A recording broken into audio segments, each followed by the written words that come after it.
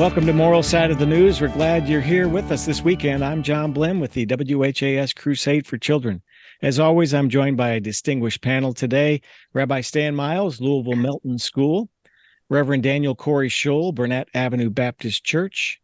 Reverend Clay Calloway, West Louisville Ministers Coalition. And Father John Stoltz, St. Aloysius Catholic Church. We begin our show with a question. Can students at the University of Louisville convince Kentucky lawmakers to give felons the right to vote? A letter to the editor in the Courier-Journal this week argues that a law from the Jim Crow era needs to be changed, that 200,000 Kentuckians, many of them black, are denied the right to vote because they serve time in prison. Turning to our panel, let's hear how you weigh in on this topic. I don't know if it will work politically, but it seems to me that that people who have paid the price for and have been released from prison and have paid their duty in that way should be given the right to vote and be able to exercise that right. I think it would be good for them, and I think it would be good for society to exercise that. I understand that there could be some restrictions put on felons, such as possession of firearms. That may be something that could be present, but not voting. I think that right needs to be exercised. Yeah, I think this taking away one's right to vote because they have committed a crime of some sort or been convicted of a felony is misguided and is really representative of a mentality in this country that seeks out ways to strip people of rights and access in what is supposed to be the home of the free. I don't understand how taking away one's right to vote equates to their paying their debt to society. Because if you're in prison, you cannot vote. Which is understandable. But when you've been released from prison, why are we continuing to perpetuate this mindset and this policy issue that says if you have made a mistake in the past, if you've committed a crime in the past and even paid for that crime, that you should not be allowed to vote forever and ever. So I hope that this measure is successful and that we ensure that all citizens are able to make their voices heard through the democratic process of voting. I'm a little cynical about the situation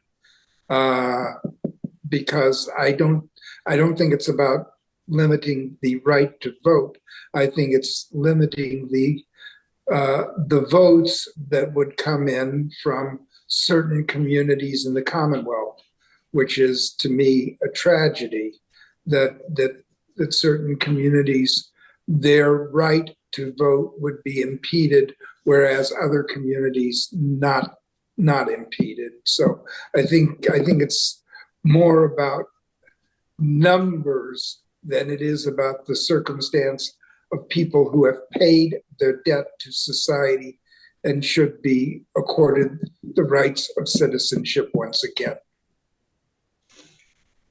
Well, to your original point, John, you asked about whether the letter from the students of the University of Louisville would be convincing to the governor or to the legislator. I don't know who the audience would be for that letter. If it's the governor, I think it would be received differently to the governor than it would be to the legislature. I think the governor clearly would be open and welcome to that consideration. Now, a Republican-dominated legislature quite naturally be something opposite of that. The vote is very pivotal in American society. It's the one thing that's the great equalizer in American society. A rich man's vote is a vote no greater value than a poor man's vote. You could be homeless and vote with the same effect as someone that's a billionaire and vote. So the vote has been very pivotal down through the years. And people forget that Abraham Lincoln and he was assassinated by John Wilkes Booth. And John Wilkes Booth was not so much enraged when Lincoln decided to emancipate the slave. That wasn't what really blew the top for John Wilkes Booth. is the moment that Abraham Lincoln dared to suggest that these ex-slaves could be given the right to vote. That's what took John Wilkes Booth over the edge. When Lincoln had that brainchild to offer voting rights to ex-slaves, that's when his brains was blown out by John Wilkes Booth. So the vote has always been systematically, deliberately, and consistently denied by those forces that want to maintain and elite power. The voting rights has gone through several evolutions in American history. First, right, was reserved just for men, white men who owned property. Even poor white men couldn't vote. Then you go through another iteration where poor white men could be allowed to vote.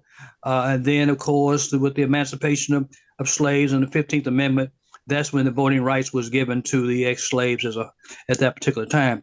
So voting rights has always been I would say the crown jewel in American society, has been the bargaining chip that's been argued against over the ages. So I think that clearly anything that's going to yield a benefit to those that benefit, to the minorities, the excluded group that would be added to the rolls, would be affected, they would be against. You could pretty much bet that to be true. So I doubt very seriously if this measure would have to pass legislation, though the governor may vote for it to be passed. But I doubt if legislation in Kentucky would agree to allow this to happen. All right, panel, let's move on to our second topic today. In a landmark decision, the Supreme Court ruled colleges and universities can no longer take race into consideration when granting admission. Chief Justice John Roberts wrote that Harvard and the University of North Carolina admissions programs failed to offer, in his words, measurable objectives to justify the use of race. He said the programs involve racial stereotyping and had no specific endpoint. Panel, let's hear your opinion on this topic. It's a sad, sad time to live in the United States of America, because here in the U.S., we don't tend to learn very well the lessons from our history. We seem to keep repeating lessons and pages and episodes from our past. And so it's interesting that just 50 years ago, it was the Supreme Court that made affirmative action possible in the U.S. And 50 years later, that same body has taken affirmative action away. It's going to have tremendous impact on education, and education for Black and Brown and Asian children. But beyond that, it's going to have a huge impact on white women who have been the biggest beneficiaries of affirmative action. So I think it's a sad time. It's a terrible ruling.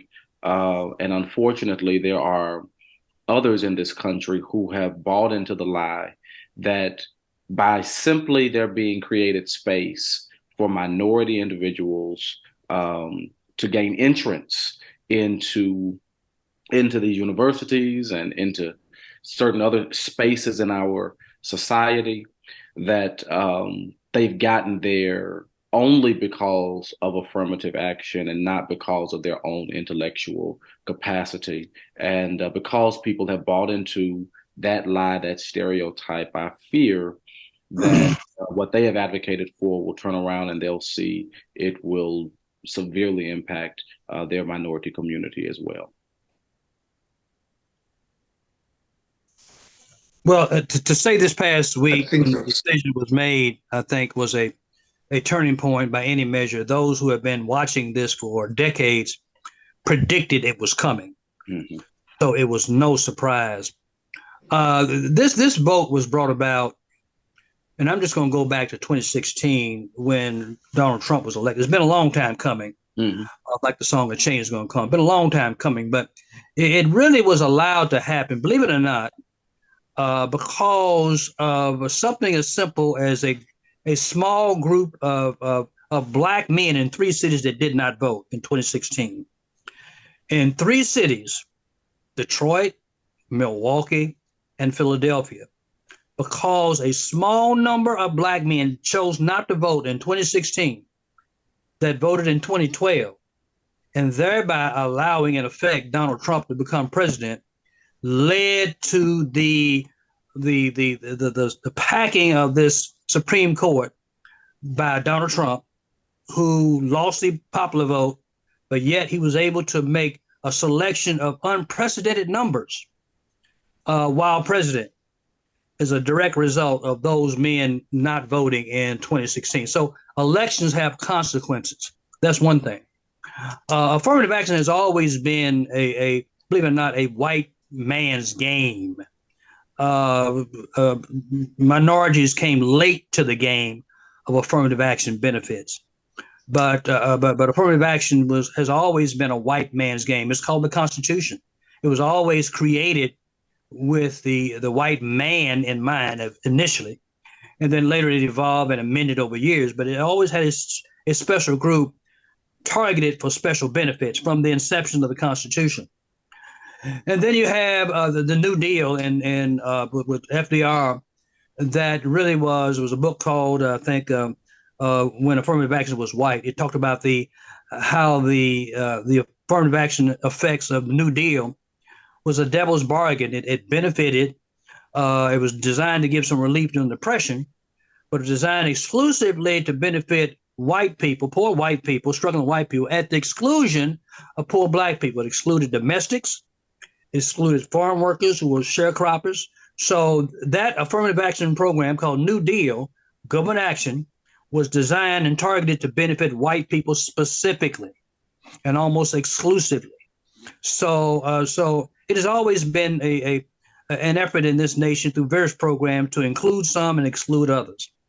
And then the fast forward to the beginning now, for those who think that they would lose somehow, white Americans in particular, so they would lose ground somehow by the affirmative action allowed by universities and the like, that somehow the 400-year head start that they had and a fixed rate somehow would be unfair by the admission of affirmative action. Is no surprise. It's sad, but it's no surprise given the history of America. And I'm convinced that as with all things like this, motives like this, they almost always backfire, and they almost always have a karmic consequence to them. For those who tend to believe in the sovereignty of God, I believe that ultimately some great good will come out of the worst evils, and I trust it to be true. If God could raise from the grave on after a crucifixion, I believe that truth again crushed to the ground will rise again, and the lie can't live forever. So I think some great good will come from this obvious, undeniable injustice that has been perpetrated by the Supreme Court, and particularly with the participation of Clarence Thomas. I don't call him Uncle Tom. Uncle Tom was a hero. He really, Uncle Tom, the proverbial Uncle Tom in Uncle Tom's Cabin. The villain was a guy by the name of Sambo, who did the evil bidding of Simon Legree. And so to have someone like Clarence Thomas participating in it, who clearly was a beneficiary of affirmative action, to participate in it, just the most glaring kind of betrayal and act of ingratitude that is on full display. But again, it's no surprise. We many who studied this saw it coming, and we'll see how it plays out in years to come. I believe great good is going to come from this because it was so glaring and so despicable. This court is really, really problematic. Not only Clarence Thomas, but also Justice Alito, for the same issue, the fact that enjoying the largesse of a person of wealth. You know what? If a judge enjoys the largesse of a person of wealth, that judge is, as far as I'm concerned, damaged goods. And I don't care whether he's in a court in Jefferson County, Kentucky, or in the highest court of the land. That person cannot make a judgment based on fact and precedent. That judge's ability to judge is, to my way of thinking, unequivocally tainted.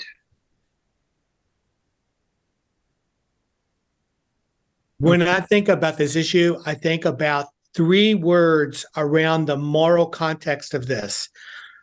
And the three words are history, opportunity, and hospitality.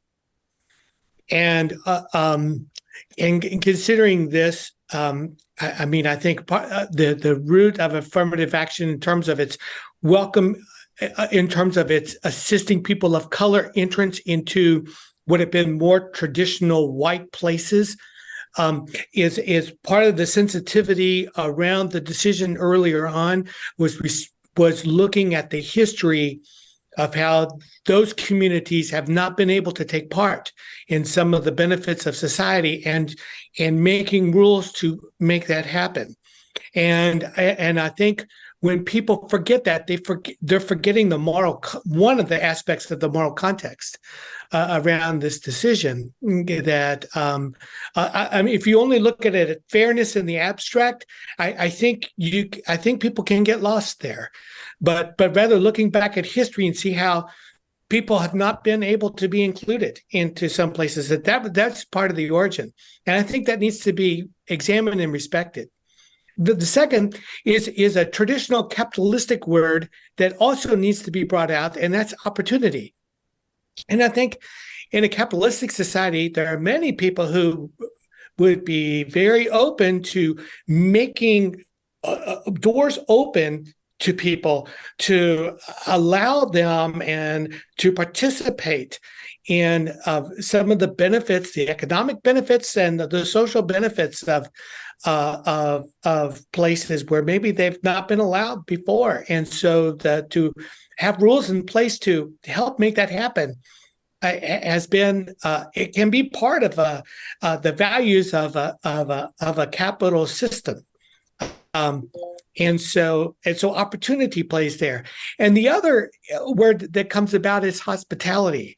And that is that so my question also would be that admissions would not be the only moral question that comes to when people come into a community, but also how does that institution actually welcome a people there? And included, how does an institution welcome a diverse community? What happens there? And I think all three of those things are very important. They are important to society. They're having that kind of diversity and having ways and rules so that those doors are open. I think that's really important for the flourishing of society and even for economic flourishing and even for the flourishing of an intellectual culture, which our universities are meant to preserve. So those are ways that I think that these questions need to be looked at and answered, and this moral perspective needs to be seen. Let me ask a rhetorical question. Why does necessarily the advancement of one group of people in a society have to be impeded for the benefit of another group in society? Why can't we all progress together? Well, we can. We can. I want to just bring this point up. I forgot about this. I want to make this point. We had a vice president that benefited from the affirmative action program as it currently exists. Many people may not know that Daniel Quayle, Vice President Daniel Quayle, who's a vice president under George Herbert Walker Bush, he got admitted into IU Law School based on an affirmative action criteria designed to benefit minority students. He went to undergrad at DePaul, but his grades were not what they needed to be to get admitted to the law school at IU. So because he was able to appeal and apply based on that criteria that was used to benefit minorities, he was a C student, but because he benefited and he fit the criteria that would have allowed minorities to get in, it allowed Daniel Quayle to get admitted to the IU Law School, who was admitted with the same exact criteria used to benefit minorities in the affirmative action program. So he benefited from it. So you have a vice president that went to law school that later went and said it became the vice president of the United States of America based on an affirmative action criteria that he would not have benefited had that criteria not been in place. So he was a white person who benefited from the affirmative action criteria that was in place at the time. Our third topic on our program, moral side of the news. U.S.-China relations are tested again, this time over precious minerals. China restricted exports of two minerals, gallium and germanium, that the U.S. considers critical to national and economic security. These minerals are used in semiconductors, electric vehicles, and other high-tech products. So, panel, companies are scrambling to secure supplies as the divide between the U.S. and China widens.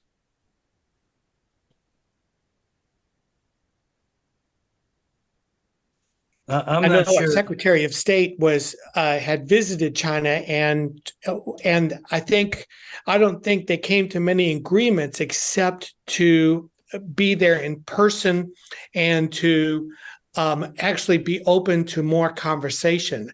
I hope that would be the beginning, because I know that there's been some stresses and some tensions in these past few years, and I'm hoping that continues. I had wondered if the United Nations would play a role in terms of diplomacy between our two nations, and the amount of commerce that we participate in things that we need, and that what China has, and in terms of a commercial relationship of some kind. But I'm not sure about that.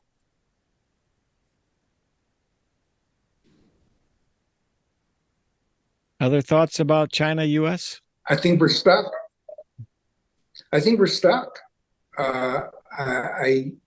I think that either we have to find another source for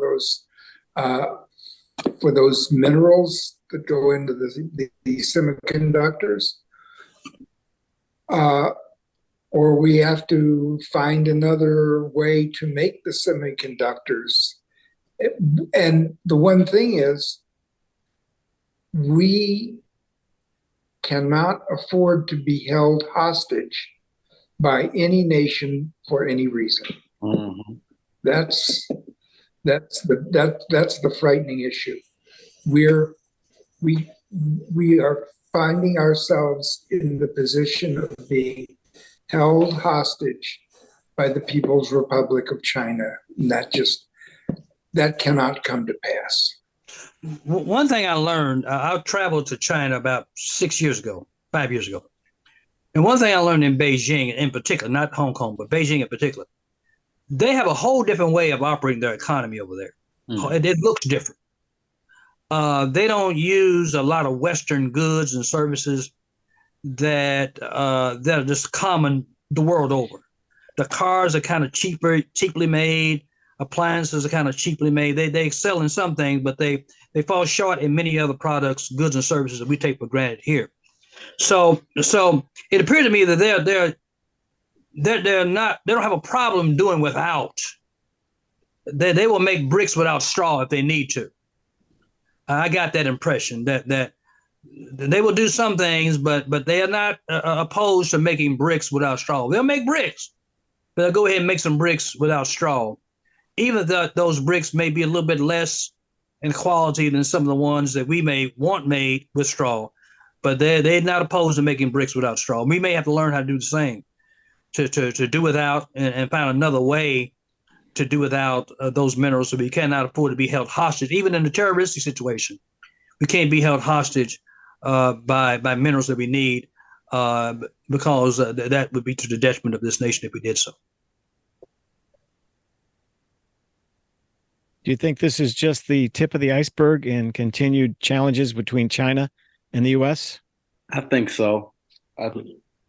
China has been determined to dominate the United States economically and otherwise for quite some time now. And I think that with each passing year, we see these efforts of domination come closer and closer and be dramatized. And so, no, I think this is the tip of the iceberg. I guess we said something else. What was it, last year that happened when they sent some type of drone or something over, and we said that was the tip of the iceberg. It was a weather balloon. Remember, a weather balloon? Right, the weather balloon over South Carolina. China is like a mischievous child who just will keep on until something significant happens. And I fear that's going to be the outcome of this relationship between China and the U.S.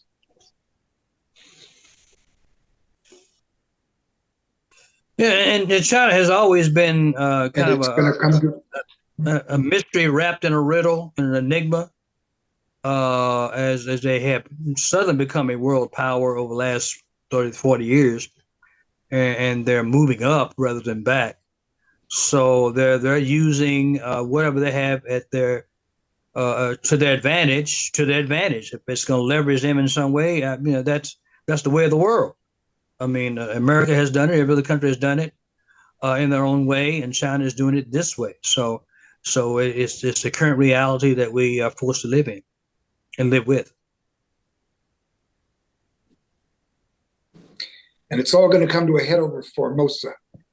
That's going to be, God forbid, a bridge too far one way or another. Okay, panel, let's end on a good topic here as we close out with about a minute and a half of moral side of the news. The moon will be big and bright tonight, appearing as a supermoon on Sunday night. The full moon will be 25,000 miles closer to us than normal. Panel, will any of you be like, was it Uncle Fester, moonbathing tonight? Uncle Fester, is that from the Addams Family? That's right. Okay. Well, Uncle Fester was quite a unique individual. So this could be one time he could be Prophet Festus. I don't know. I don't know what to make of it, to be honest with you. Has this ever happened before? And somehow it has. We've survived it. So, hey, better the moon and not the sun. Happens about 4 times a year. Just don't often see it. I think I'd like to some kind of crazy axis. Yeah. I think I'd like to notice and just see it and just know it's a supermoon and just to see it sort of and I think one could make a spiritual connection here between that spiritual gift of wonder and awe and then you're beholding something just magnificent in nature, and to pay attention to that. I think that's a great thing. And so that would and just the curiosity, just looking would draw me out there. All right. That's going to bring to a close. Thank you, Father John Stoltz. Thank you, Stan Miles, Daniel Corrie Shull, and Clay Calloway. Thanks for watching and listening to this edition of Moral Side of the News. We'll be back again next week with an all-new conversation. Thank you, panel.